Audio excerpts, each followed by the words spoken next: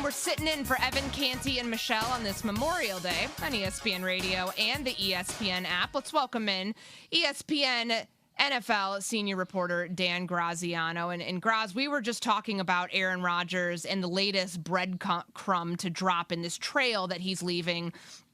Seemingly telling us what team he's going to sign with in, I don't know, the upcoming future, the distant future, wherever it is, because it still hasn't happened. What do you make of what he said on some live podcast about a team that he might be signing with that might be playing the Chicago Bears this season? Like, all signs seem to still point to the Steelers. Is that your interpretation of it? Yeah, I think for a while, Courtney, we have felt like, if he goes anywhere this year, it's going to be the Steelers.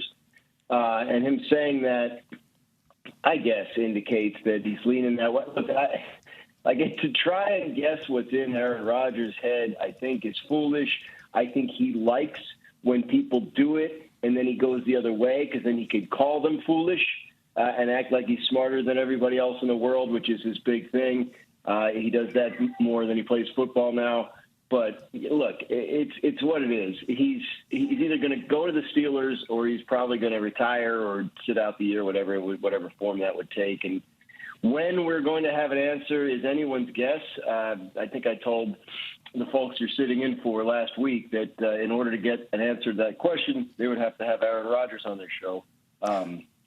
And I don't know that he's scheduled. Maybe not. Is he coming on later? You got him on in like the 8 a.m. hour? Yeah, I mean, that's a normal Memorial Day guest. I think that, he fits right in the lineup right after you. But I hear what you're saying there, because it does feel like this is something that he enjoys, considering he's been dragging this out now for quite some time. And, the Steelers have gone all in and put all their eggs in the Aaron Rodgers basket. Do you get the sense at all that maybe they regret going this route when there is a Kirk Cousins who's younger? Yes, he's more expensive because of the guarantees that are available.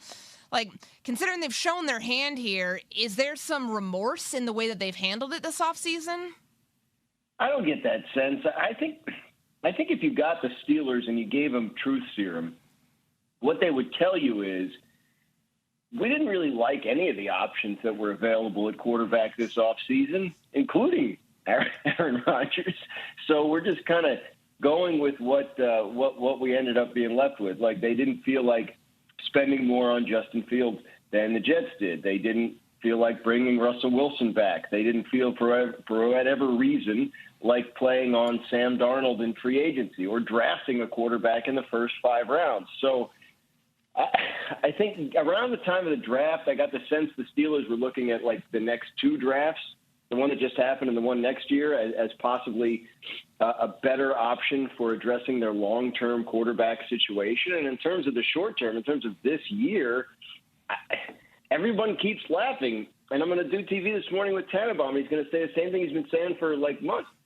They don't hate Mason Rudolph. Like he helped them get to the playoffs 2 years ago with the way he played in December. They feel like Mason Rudolph can play quarterback well enough that they can, be a playoff team because of their defense and their run game, whatever else that they're doing, their coaching, et cetera. So I think if Aaron Rodgers shows up, they're fine with it. I think if he doesn't show up, they're fine with it. And they don't feel like, they're sitting here waiting for, Patrick Mahomes to make a decision. Aaron Rodgers, 41 years old, wasn't very good last year. And you're not getting the MVP caliber dude at this point in his career.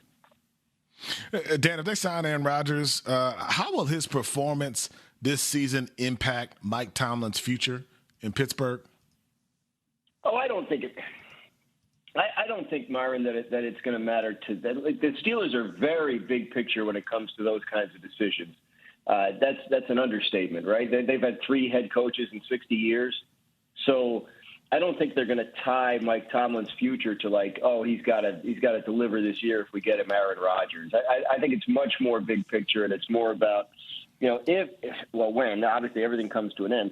When the Mike Tomlin era in Pittsburgh comes to an end, whenever that is, I think the decision, will be based on overall direction of the franchise, what other options are out there for the Steelers as a replacement for Mike Tomlin. I don't think – they gave him an extension last offseason. I just don't think that the Steelers are the kind of organization that looks at it year to year and says, if we don't win X number of games this year, we have to think about a coaching change. Unsportsmanlike, presented by Progressive Insurance, ESPN NFL insider Dan Graziano joining us here on this Memorial Day Monday. Graz, like the other option that we had been throwing around, the Kirk Cousins of it all, he's still with the Atlanta Falcons. And I know there's a lot of things that make moving him, if you're Atlanta, complicated. He's due nearly $38 million in guarantees. He has a no trade clause. How much longer does this thing play out with him being a part of the Atlanta organization? Like, is there a team out there that makes sense that might be kicking the tires on a trade before training camp with Cousins? Well, I think it would be the Aaron Rodgers-less Steelers would be at the front of that line, or someone whose quarterback situation changes for the negative. I don't think the Falcons are going to want to trade him to the Saints and play him twice. So that's what you can probably cross off. And then other than that, you're going to need somebody to suffer an injury or, maybe what happens if the Vikings get into training camp and J.J. McCarthy's just not it. Like, I don't think that's what's going to happen. I don't think that's what they're thinking. But that kind of thing, that's an example of a situation that could change things. The Falcons have been super patient. I think at this point, May 26th, I think we kind of have to take their word for the idea that they're okay with him as Michael Penix Jr.'s backup this year, because we're pretty close to that happening. Now, the one thing that will change next week is June 1st will have come and gone, and trading Kirk Cousins will have a less of a salary cap impact on the Falcons once that happens. So it is possible they're waiting until after June 1st to do it, but given the narrow field right now, like, I don't think that. Like, for example, I don't think the Browns are going to do it at this point. They're not going to add a sixth quarterback to their quarterback room at this point. So I think it's the Steelers or someone who doesn't currently need Kirk Cousins but might down the road due to a change in circumstances. Dan, you mentioned J.J. McCarthy. It felt like the Vikings waited to sort of say, this is our guy. How confident do you think they are in his ability to lead this team? I think more confident than people realize. I mean, he was the 10th pick, 9th pick, 10th. I think it was 10th. Anyway, top 10 pick. So they felt like he was a guy that if he didn't get hurt was in the mix to play last year. They wanted to give him as much time as he needed, and that's why they had Sam Darnold. But in a world where J.J. McCarthy doesn't get injured in training camp, there's theoretically a competition there, and maybe he pushes Darnold during the season. So I think the Vikings are extremely confident in their infrastructure, first of all. Their coach, Kevin O'Connell, has shown an ability to deliver at a high level with several different quarterbacks, and I think that's part of the reason they have confidence in J.J. McCarthy. But, I haven't heard anything but positives out of there about him this offseason, and I think once they felt like he was fully healthy and ready to participate in everything they needed him to participate in this offseason, I think that's when you saw the confidence start to come out. My sense of it with Minnesota is that the questions entering this offseason about J.J. McCarthy were more about health than capability, and I think they feel like they're full steam ahead with him right now. Graz, I'll get you out of here on this. I want to stay in Minnesota, but moving off of the Vikings into league business. So the owners met last week. We know that the tush-push is going to remain a part of the NFL for now. But there's something that was interesting that hasn't gotten enough, I think, of a spotlight on it. Roger Goodell said that the NFL owners did talk about the salary cap at length, what's working, what's not, trying to prevent teams from using void years, things like that as loopholes. Like, do you anticipate, based on what you know from what happened last week, that there's going to be any changes or, anything brought up in the coming years to make tweaks to the NFL salary cap and the way that they do business?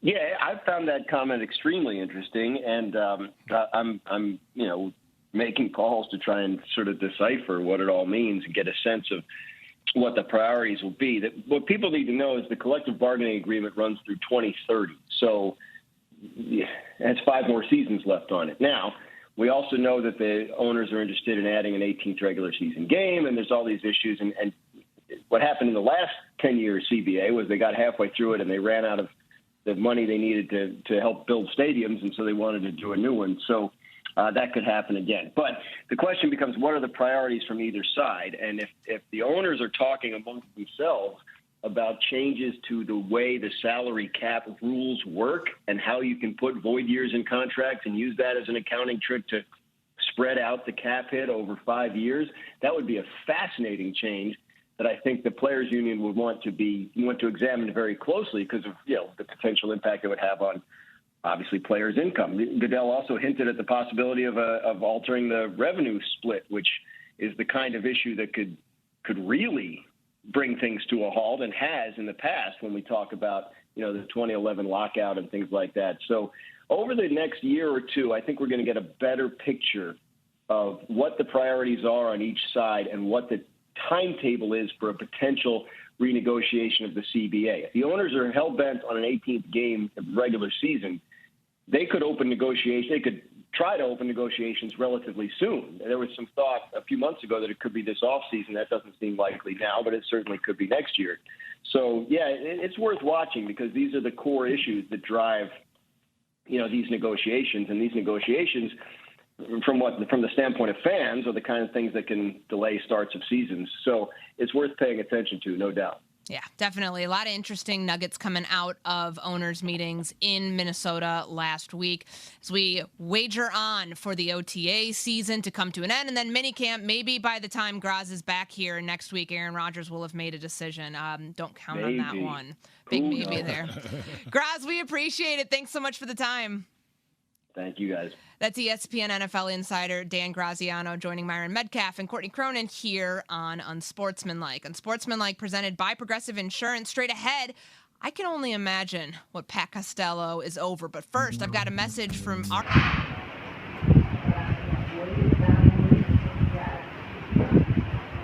Xin chào các bạn nha. Ngày hôm nay mình sẽ hướng dẫn các bạn. Đây là chai.